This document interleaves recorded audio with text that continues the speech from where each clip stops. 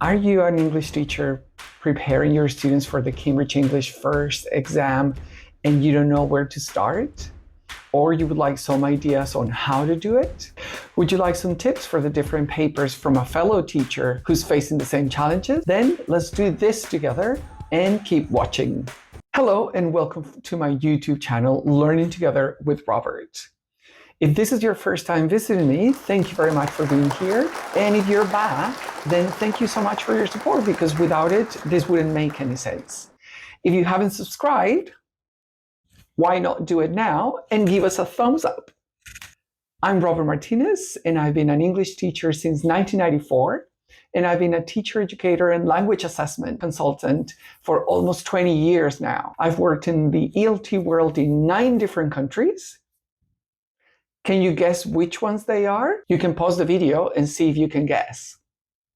I'm a CELTA tutor and assessor, and I also tutor on the IHCYLT course, the Certificate in Teaching English to Young Learners and Teenagers. And I enjoy being in the classroom.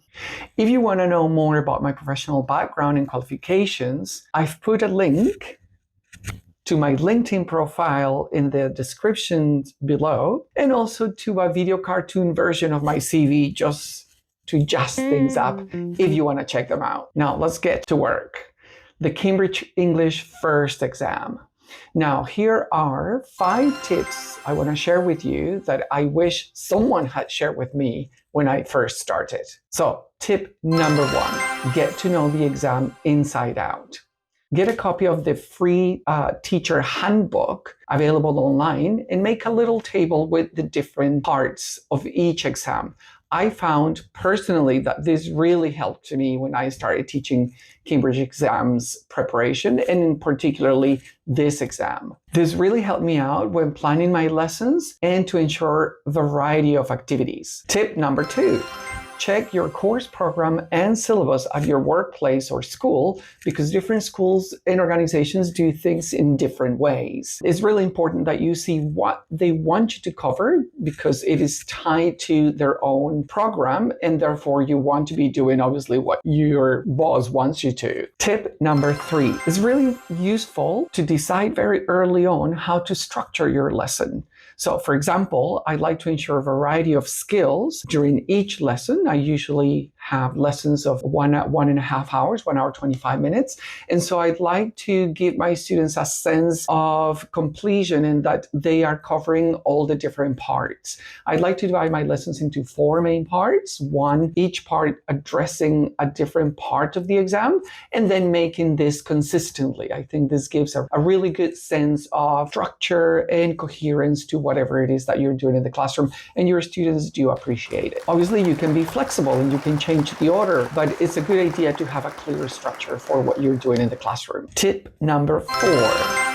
Identify your students' specific needs as early as possible on the course, so that you're better able to then get that information that you're getting from the teacher handbook. There's plenty of information there and help and tips regarding specific soft skills, and then you can match those to the ones that your students are having problems with. So keep listening carefully, reading carefully, looking carefully at them during the lesson and their homework, so that you can really get all that information that is going to help you really focus on those skills. And last but not least, tip number 5. Familiarize yourself with the Cambridge assessment criteria. This is, I think, one of the things that have helped me the most in my teaching. The criteria is available in the teacher handbook for all the different papers.